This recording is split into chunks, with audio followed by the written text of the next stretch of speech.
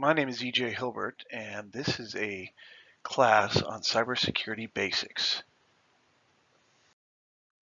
A little bit about the class.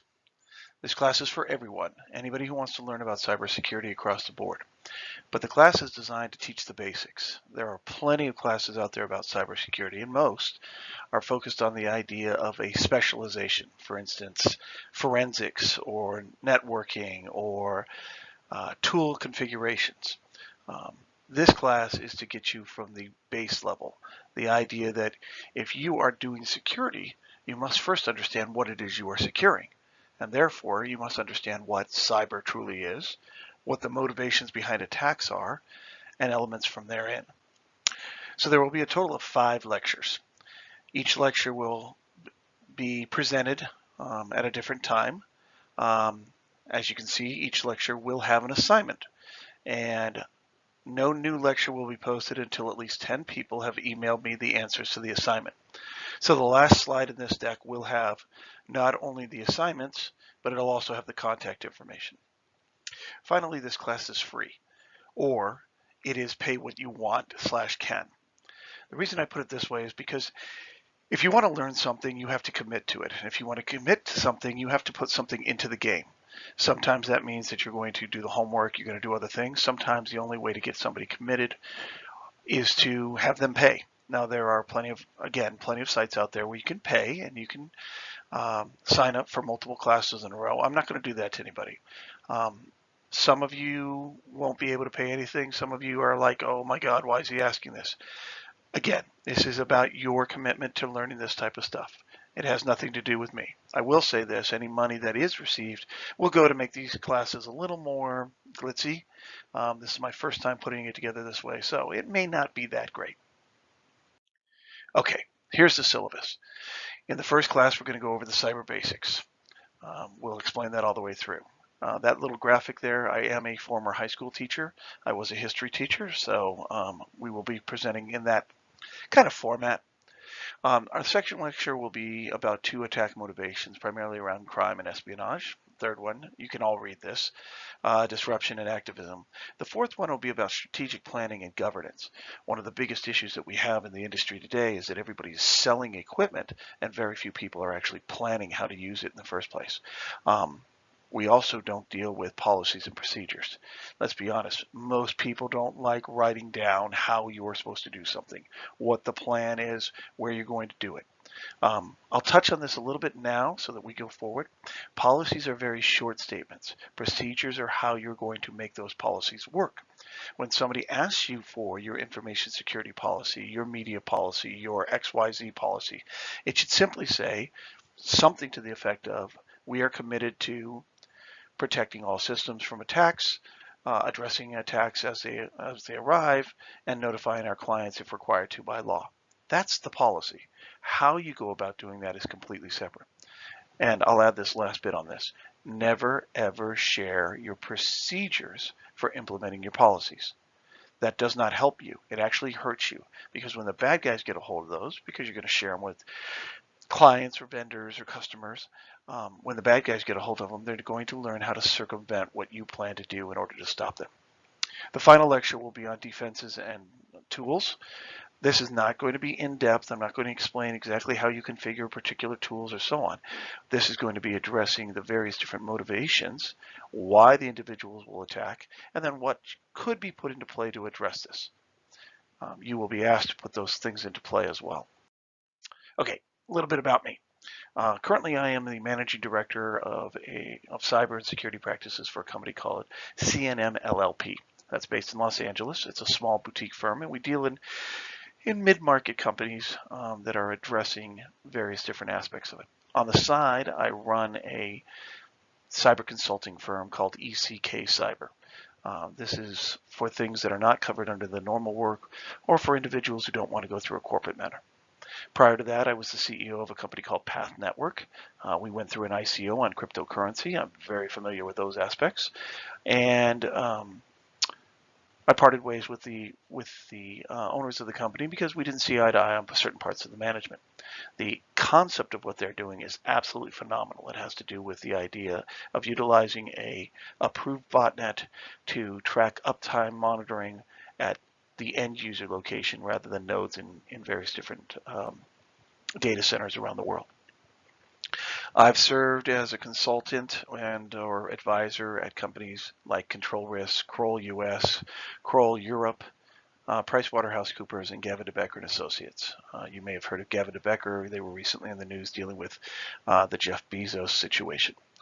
I ran my own firm called Online Intelligence. We dealt in the online ad space and the manipulations therein. I was a director of security enforcement at MySpace. Yes, MySpace, the one that preceded Facebook. And let me say this at this point. All of the stuff you're hearing Facebook go through, all the stuff that you're seeing social media go through, we saw that back in 2008, 2009 with MySpace. We did a lot of things, or more importantly, didn't do a lot of things specifically because we saw the problems that were going to come into play. They're not new. I was an FBI agent. I was one of the first cyber agents within the FBI. I spent approximately 4 years working undercover, 2 years in working undercover in cybercrime, 2 years working undercover in counterterrorism. I started in white-collar crime. I also worked crimes against children, counterterrorism, counterintelligence, and so on. The reason I left the FBI is the subject of an article that was written by Kevin Polson, and it's called Double Cross. It was in Wired magazine. I spent time in a Ukrainian prison. I was not in prison. I was there to interview an individual called Dmitry Golubov, aka Script, which is part of Carter Planet. For those of you who have been around for a long time, you'll know what Carter Planet is. I was also a high school teacher. I got my first computer when I was 12. I will be 50 this year, so that'll give you an idea of how long I've been around. And I've been a consultant on TV shows, movies, and media outlets. I do not share this information to say, ooh, look, he's so cool. That's not the reason for this. I share this information because I've been around. I've seen all elements of the crimes. I've seen all elements of cyber. I've seen how to address it from various different perspectives, from being the guy in charge of the company trying to explain or trying to work out the way to do it, to being the consultant that comes in and tries to fix it and help individuals out from that perspective. I started when the FBI started cybercrime. For those people who don't know, the FBI did not have a cybercrime division until about 2002. I joined the FBI in 1999. I was dealing with crimes and manipulations before the Bureau actually had a way to deal with it. Prior to the creation of the division, cybercrime was handled under white-collar crime because it was primarily fraud.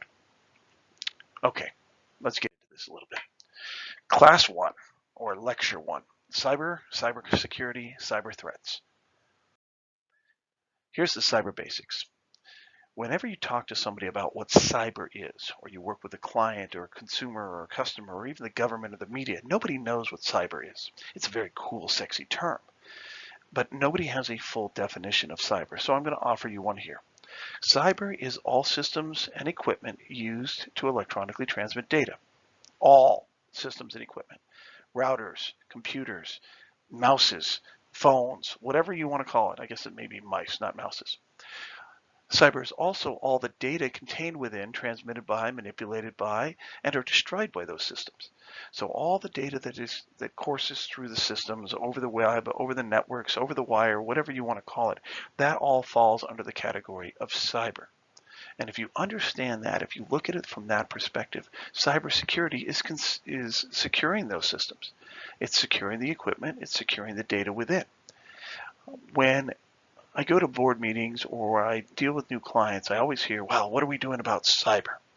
And my first question back is, well, what do you mean? What are you doing about cyber? What element of cyber? Are we talking about online safety? Are we talking about acceptable use? Are we talking about fraud or bullying or the secure development lifecycle or vendor management that deals with your data? All of these things also come into play.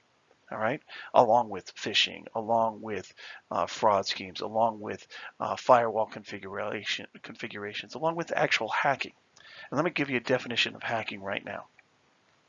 Hacking is using technical skills to break a technical tool. Guessing somebody's password, All right, utilizing a compromise is not hacking. That is fraud. It's manipulation. It's a con job. There's no hacking that goes into play with that. All right, and true hackers are those that are looking or are addressing the way systems are built and finding the way to exploit or abuse them. And I mean from a technical perspective. All the other elements of that do not fall into the category of hacking in my world. Okay? All right. Criminal hacking. All right. The actual criminal element of it, the actual attack of the systems has evolved. When hacking became the rage, if you will, became interesting, say the early 90s, maybe even the early 80s as we went through, because I started hacking when I was 80 before it was illegal. Sorry, in the 80s before it was illegal. Hacking was about gaining access. It was about defacing systems, disabling capabilities, defying, rules, seeing what I could do, how I could circumvent or manipulate or abuse the systems as they were created. All right. There was no market for stolen data at that time. You didn't steal a bunch of data and sell it to somebody else. You might have stole a bunch of data to showcase that you had the skills, that you could be elite versus being a knob, but there was no real market. As the 90s progressed, we ended up with the concept of e-commerce, and that became a game changer. E-commerce allowed for individuals to gain access and therefore buy things by stealing data and using them. This is where the concept of identity theft came into play. And let's be honest, there is no such thing as identity theft. You did not steal, well, let me change that. There is such a thing as identity theft. That's when you totally take over another person's identity and they have no capability of using it at all. Okay? There is identity compromise. And an identity compromise is when I steal your identity for a short period of time, I use it for what I need it for, and then you regain it. Theft indicates that you have no control of it, that you lose complete control of it. That's not what occurs. Okay? But it was a cool term and it was very big, and Congress got involved and the world got involved and everybody screamed and yelled about it, and you ended up with all kinds of potential regulations and rules that came into play because here was a methodology with which individuals could steal money or steal product based off just a couple bits of information that were collected from an online location. Now, since then, we've made it a lot harder, and you can't just use a credit card number without all the various different elements that you have to validate who you are. But when you're a con man, when you're a bad guy, and you happen upon a situation that is not being protected, it's in your nature to take it, to see what I can do with it, to see how I can abuse it. And then if you add that to an international element where you know that even if you get caught, it may not be illegal in your location, then you're going to try it. In 2003, I believe, I went to the Ukraine to work on some cases, and I worked with the Ukrainian government. And at the time, hacking inside of the Ukraine was not illegal. Hacking meaning the breaking systems in order to steal credit card data and so on. As long as there was no victims within the Ukraine, then there was no illegality to it. And equally, the U.S. government does not have jurisdiction worldwide, despite what we think we do. We work with our various different colleagues to try to get the stuff done, but if it's not a crime in their location, which it is now, but it wasn't 19 years ago, 20 or 18 years ago, but if it wasn't a crime in that area, there was no way to get it stopped. And even today, if you think about it, when we go and punish a group of Chinese hackers that are a part of a group of criminal hacking that the U.S. government identifies, we have no way of collecting them. We have no way of putting them in jail. And in fact, they probably wouldn't even go to jail. All we're basically doing is saying, hey, we know you're the ones doing it. The intentions. The intention of a cyber attack is the thing that people often forget. And it's something that you really have to focus on, because if you recognize what their intentions are slightly different than motivations, but if you recognize the intention of the attack, then you recognize how you may want to defend it. Cyber attacks are only intended to do two things. They are either to gain access, and once they gain access, to either steal data or steal services, or to disrupt services, meaning block access or stop communication. When they gain access, you would steal data because that's something of value. Now that there's a market for stolen data online or even in the real world, the legitimate version of that is called business intelligence, but there is a true market and it pays quite a bit of money. Stealing services is another piece that people don't think about. When you're stealing services, the idea is that you are going to utilize the services of the company that you broke into. And oftentimes, if you're very good at it, after you've compromised them or you've actually hacked, meaning doing something technical, you will secure up the system you broke into, if you are a criminal hacker, so that nobody else can do it, so that nobody else can get in. Then you are able to control it completely. I have had numerous upon numerous cases in which the attacker's platform, the attacker's computers, the attacker's tools, well, I take that back. The attacker's computer was not actually used. The attacker's tools existed somewhere else. They existed on somebody else's system or so on. In 2000, Alexei Ivanov and Vasily Korshkov were arrested. They were lured to the United States. They were two Russian hackers. They were lured into the United States to a company called Invita. There's a book called The Lure out there if anybody wants to read it, and deals with the legal elements of what occurred. But basically, we set up a fake company called Invita. We invited these individuals to Seattle to showcase their skills. We set it up inside of a building, and in the middle of the interview for a job, if you will, the individuals went back to their location to obtain their tools, their hacking tools, which was on a Russian server, and they pulled down all of those tools and then they utilized them to showcase what their skills really were. In other words, they did not bring their tools with them on their computers. They had them sitting on a system inside of Russia, which happened to be a business inside of Russia, which we as the FBI had to notify the Russians and let them know that this had occurred. And the result was the Russians weren't very happy with us and actually issued arrest warrants for myself and the other agents involved in this. But the point is that the services that they were utilizing were not on their own boxes. And this is something you have to pay attention to, because sometimes you will be dealing with a situation where you're trying to figure out why your computer may pop up on an FBI watch list, or why you may be notified of something, or maybe you're just seeing weird traffic come across your system, but you're not losing anything. It's because the bad guys are using your systems.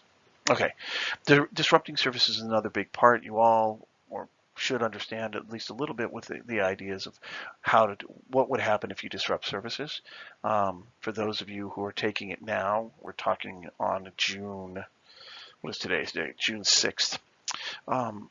This past weekend, the Google Cloud was knocked offline for several hours, and it impacted everything from people's Nest cameras within their homes to Gmail to all these various different things. Some people could not do business transactions. Those companies that utilize G Suite could not do these types of stuff. So they stopped communication, they shut down businesses, they caused problems. And you can imagine how that would impact various different elements. So recognizing this basic concept that cyber attacks are about gaining access or about disrupting services is key, because when you start thinking about how you're going to defend against them, you need to look at how this would come into play.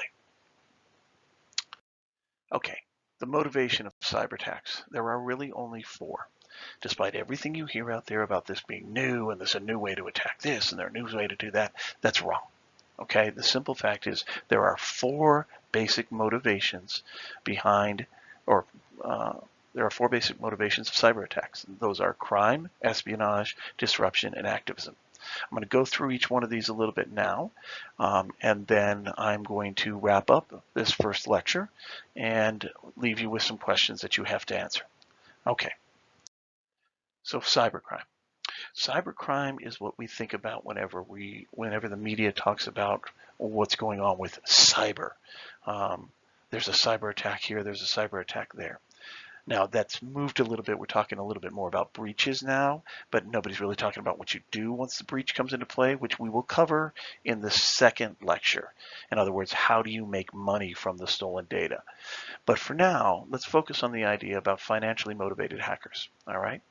There are two different types of cyber crime. There is computer dependent and there is computer enabled. Okay, computer dependent are cyber crimes that only can happen on a computer. All right, these are DDoS attacks. And for those of you who don't understand a DDoS, that's a distributed denial of service.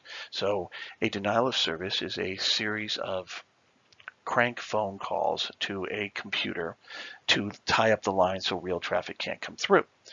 The answer to a denial of service is to simply block that phone number from calling your home over and over and over again and tying it up so real traffic can come through. So a distributed denial of service is a methodology in which you use a bunch of different computers that you control, known as a botnet, or often known as a botnet, and you instruct all of those computers to communicate with the target at various different times all the way through so that it is impossible or near impossible for you to shut down the traffic from one location. And it's basically a computer calling up another computer and saying, hey, are you there? And when the computer comes back and says, yeah, I'm here, and then it sits and waits for you to call or comment back. And it continues and it waits for a period of time, and then another call comes in, another call comes in. Okay, so that's the idea of a computer-dependent crime, where it impacts the system, it impacts the computer, malware, viruses, things of that nature that only work on a computer. All right, you can't give malware to a dog and cause something to happen. You can't give malware to a book and cause something to happen. Okay, it only works on a computer. Computer-enabled crimes are all the other crimes that currently exist in the world that are just being enabled by a computer. All right, nobody or very few people break into individuals' houses to steal credit cards any longer.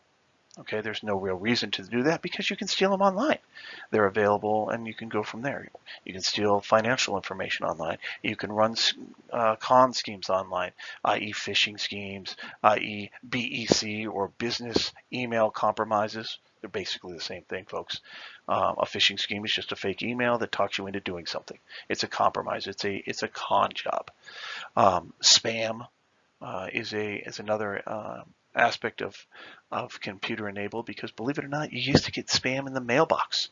You used to go to the movie theaters and sign up to win an SUV or a ATV or something, and you'd fill out these little cards, and then they'd sell all that information to other individuals, and you get massive amounts of junk mail day after day after day. So spam is just junk mail on an electronic format. As I already stated, rarely is an attack a hack. All right, it is the compromise of users' credentials. And our user credentials are taken every single day. Now, I'm not going to go into things about how to protect yourself at this point in time. What I am going to talk about, though, is the idea that we use credentials. We use things like our email address and a password to gain access to lots of different things. And unfortunately, unfortunately, that those items are where everybody's targeting on. They found a way to talk you into giving it up. I had a client in the UK. 19,000 people had the same password. Now, every one of them thought they were being unique, but 19,000 people all had the same password. And that password was Arsenal1 for the Premier League football/soccer team. But they all thought they were being unique and different and so on because that was what was important to them. And that's usually what our credentials are. It is something that's important to us. It's something related to our family. And unfortunately, the bad guys know this. And they know to target you with that. And that's why they ask questions and gain information about you. And I'll add this here right now without going into in depth about passwords. But when you are filling out your security questions, i.e. your mother's maiden name or your first dog's name, or the street you lived on, or things of that nature, ask yourself, do you really need to share the real information? Given today's media-connected world, I would suggest you consider not using the real information.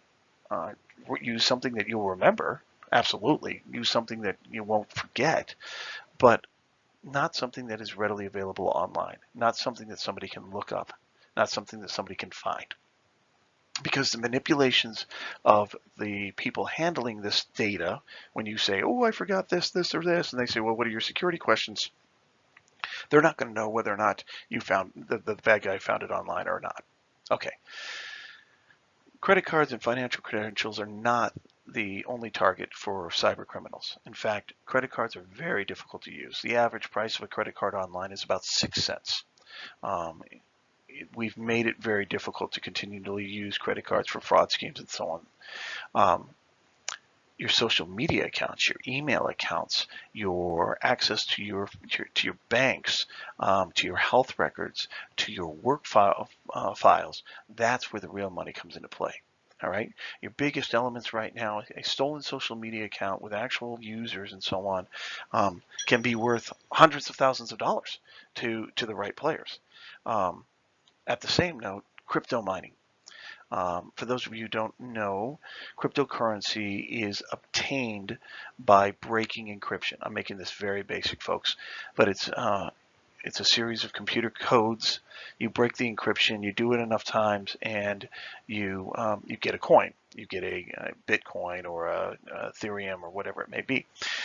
The issue here that in order to break that encryption, it takes a lot of power, a lot of computing power, and it gets really expensive. So bad guys will infect machines and basically network them all together and get them to work on that encryption together in order to earn their money. And if a Bitcoin's worth, I don't know, about $8,000 today, if I can steal a bunch of systems and let them work and it doesn't cost me anything and it only slows down those systems, but they're not my systems, why not do it?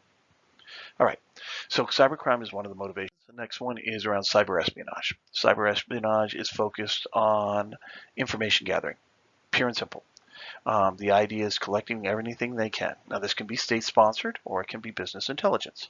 The use case is not always around crime. It's not always about profit. It's about making sure that you have the information, okay? Oftentimes it can be used for extortion or misinformation or propaganda. Profit is one of the capabilities. The intention is to gain long-term access and therefore the information over a long period of time. I had a client that had the bad guys in their company for 5 years. 5 years.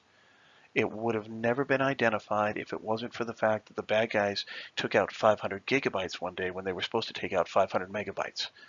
So we identified it. There were 35 backdoors in the system. 35. And as we were doing this and we were going through, my team was looking at it and trying to identify it and address it. And let me stop here. When I'm talking about my team, this is post FBI time. This is when I'm brought in as a consultant to try to investigate and understand what's going on. Law enforcement is not in the cybersecurity industry. Law enforcement's job is to investigate the crimes after they have occurred. Security is a proactive approach, all right? Law enforcement's reactive. They come in afterwards and try to fix things. And it's a hard thing. People will always say, oh, why did the FBI help with this? Or why did the NSA help with this? NSA is not law enforcement. Well, why did the FBI or the DHS or the local police? Their job is to come in after the event has occurred and try to figure out what happened or how it occurred. Okay, so I'll add that in there. But law enforcement notified this company that they had been, that they were leaking data. My team got brought in. Like I said already, we had 35 backdoors that we found in the system. And while we were working in the system and trying to patch up all these various different holes and throttling back network time and things of that nature, I started getting invites to come to the Ukraine and to Russia and to China, primarily China in this particular case, to speak at universities. And as I dug into it a little bit more, I found out that no, this wasn't a, hey, we think you're so great, come speak at a Chinese university. This was, hey, EJ, we know you and your team are there. We know what you guys are doing. We're monitoring everything. And guess what? You're going to lose. And I'll be honest, we lost. We lost badly. We played a chess game inside of this company's network. And me and my 12 guys, there's no way we were going to beat the skill set that we were up against of the Chinese government. Uniquely, this particular client realized that, agreed with it, and after a period of time, we went into secret squirrel mode, if you will, and we decided that we would just build a separate and complete network for them and give up the old network. We blocked it out. We cut it from the internet so nothing could communicate out. And then our big issue became moving over the data we actually needed onto the new network. And we went from probably a 20 petabyte database down to probably a 1 petabyte database or computer system. And what I mean by that is there was so much blob data, so much data that was from users like videos and YouTube and iTunes and musics and things of that nature that were on these computer systems, that when we stripped all of that out and we went back to the primary data that was utilized and got rid of the redundancies, it made the system significantly more efficient. But my point on this whole thing is the idea that the bad guys had been in there for at least 5 years. Their idea was to collect data, and they collected all of it. Chinese like to collect everything, and then they'll sort it through later. Russia is looking for very specific information. They know what they're looking for. They know why they're looking for it. The North Koreans are primarily on the cyber crime side of things. They like anything they can make money off of it to bust the sanctions and so on. The Iranians are a little. Oh, they're a little more. Let's see what we can attack. Let's see what we can destroy. We'll steal some of this on the side. I use those four because that's what a lot of groups talk about. But don't get me wrong. The French, the U.S., the Israelis, the British, the South Africans, the Australians, everybody hacks. Everybody uses cyber espionage. All companies. Well, not all companies. All countries. It's spying. It's what we do. So don't be holier than thou and say, how dare the Russians do all this and break into this, or how dare the Chinese do all this? The rest of us are doing it well as well, folks. Okay. There is a bit of an initial fear of discovery because if they get discovered and you can block them out, then they've got to start all over again. But there's very little fear of prosecution, especially when you're talking about state-sponsored. By charging a bunch of Chinese political members of the army or whatever it may be, all we've done is say you can't travel to the United States, you can't come to Hawaii and go golfing. There is one other thing we're saying with that, and that is we're saying we know who you are. We can see you. We have your pictures. We have your names. So for those of you who think that all hackers out there are anonymous and can hide away, and I don't mean the group anonymous, I mean hide their identities, we have very good ways of dealing with it. Okay? Commercial losses are hard to calculate because of how much data is lost. We just don't know. And information sought is, trade secrets, customer contacts, preferences, commercial contracts. You can read it all the way through. Okay, next. Cyber disruption. Remember when I said at the beginning that it is either about gaining access or about stopping communication? That's what this is. Cyber disruption is about stopping systems from working. All right. In 2012, Saudi Aramco got hit with the Shamoon virus. They lost 30,000 computers overnight. 30,000. Okay. And the idea around that was to stop them from pulling oil out of the ground, stop them from having the ability to sell oil, and therefore it would have been sanction busting because the U.S. wouldn't have had enough oil. So we would have had to buy oil from, say, the Iranians or from somebody else. And when there were sanctions against the Iranians at that time, it would have been sanction busting. One of the other elements about this is around information warfare, the manipulation of media systems, disrupting the normal flow of information and replacing it with fake information, for lack of a better way, or fake news. You think about in the U.S., we talk about the 2016 election and whether or not the Russians were involved, which they were. They were absolutely involved in a propaganda war to guide the election. To cause, not to guide the election so much, because I'm going to leave politics out of this. It was to cause a disruption in the election because the U.S. had had a peaceful transition of power for however many number of years. And this was a great opportunity to get people riled up and ticked off. And it's still working to this day. It's happened in other countries as well, Spain, Italy, UK. It happens Americans and the Brits do it to the Iranians and so on. This is not uncommon. One thing about cyber disruption or cyber weapons, because sometimes this is called cyber warfare, it is important to remember that a cyber weapon is not a one-time use thing. When you fire, say, a bullet at a wall, that bullet is going to get scrunched up and it is no longer going to be usable. You can't put it back in a gun. If you fire a cyber weapon at a wall, the cyber weapon is not going to disappear. It's going to exist within the system. It's going to be available. And forensic groups and other groups will be able to extract that data out. They will be able to figure out how it works. They'll be able to write papers on it, and they'll be able to share it. Stuxnet, which was utilized to spin centrifuges out of control in the Iranian nuclear program, targeted a very specific set of computers.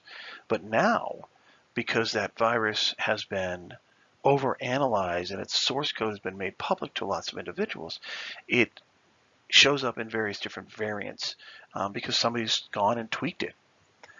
There's a concept called script kiddies. A script kiddie is somebody who takes somebody else's code and tweaks it slightly or uses it for their own benefit. We've all become those. Very, very few people write their own attack codes any longer. They use pieces of code from everybody else. They use little snippets. And the way they put those codes together ends up being a signature that law enforcement they can chase down. But very few people are writing brand new code. And you've got to think of that. So the third one here is cyber disruption. And the fourth one is activism. Activism is, the motivation is personal. It's very difficult to defend against activism because we don't know why the bad guys are doing it. We don't know what it is that they don't like. Now, some of them, of course, put out their manifestos and say, we hate the fact that your company is selling to this company, or we hate the fact that your owner has done this, or something of that nature. But the methodology, when it comes down to personal attacks, you, me, your kids, we don't have it. And the impact can be devastating to the person, the company, the infrastructure, and the industry as a whole. The intent is to publicly embarrass individuals. It's to gain every piece of information they can and share it with the world so that the world will stop doing business with you. The world will stop doing X, Y, or Z. And we're seeing a lot of this. We're seeing a lot of activism type hacking, activism type attacks, not hacking. When you talk about when people are pulling up old Twitter feeds or manipulations of old videos, cutting and pasting and creating what are called deep fakes at times from various different snippets of videos of putting you together in various different places. The idea here is well, quite simply, they don't like you. And because they can't, show up at your front door and they can't, storm the palace, if you will, they take to activism online. They take to embarrassing you online. Uniquely under activism, what they do is because they take all this information and they make it public, the other three, the cyber disruption, the cyber criminal, the cyber espionage individuals will utilize that data. They no longer have to go out and get it themselves. It's been made available by your friendly neighborhood activists. So it's something to consider. Okay, so we've gone over the basics. We've gone over the why. We've gone over what cyber really is, going back to the idea that cyber is any system, hardware, software, equipment that moves data electronically, and it's the data that is being moved electronically. And cybersecurity then is securing those systems and that data. That's where you need to focus. We've seen here that there's been an evolution. We've gone from the point of defacements and defying authority to crime-based, financially motivated or disruptions or elements. And we've talked a little bit about things like cyber-dependent and cyber-enabled crime and so on. So here is your assignment. And remember, I will not be posting another video until I have 10 people answer these questions and send them to my email, which is on the next slide. All right. So there is a document out there called Carding for Profit. If you are, well, You want to be in this field, you want to do cybersecurity, you have to be able to find information. You have to be able to dig through the web and ask the right questions. So it's out there. You've got to find it. It was published in 2002, and I think again in 2006. There's also a Wired article called Double Cross. This is the article that explains about 70% of why I left the FBI. I suggest you read it because there's elements of it that will be touched on in the next couple of videos or the next couple of lectures. And there are your questions. Which of the 4 or 5 cyber threats is the most dangerous? You can read that. Why is law enforcement not considered part of the cybersecurity industry? What's the difference between cyber dependent and cyber enabled? And on slide 7, there were 2 people pictured. I'd like you to tell me who those people are and why they are, quote, either famous or infamous. There is my information. There's the email address with which you should send the stuff to. You can follow me on the various different social media elements here. And if you feel the need to motivate yourself to continue to take these classes, feel free to send me some money via PayPal. It's just an option. So I hope you gained something out of this conversation. Please leave comments below if you'd like to. And I will await responses to my questions, hopefully within the next 2 weeks, so that I can get the next of these lectures up and ready for everybody. Thank you very much.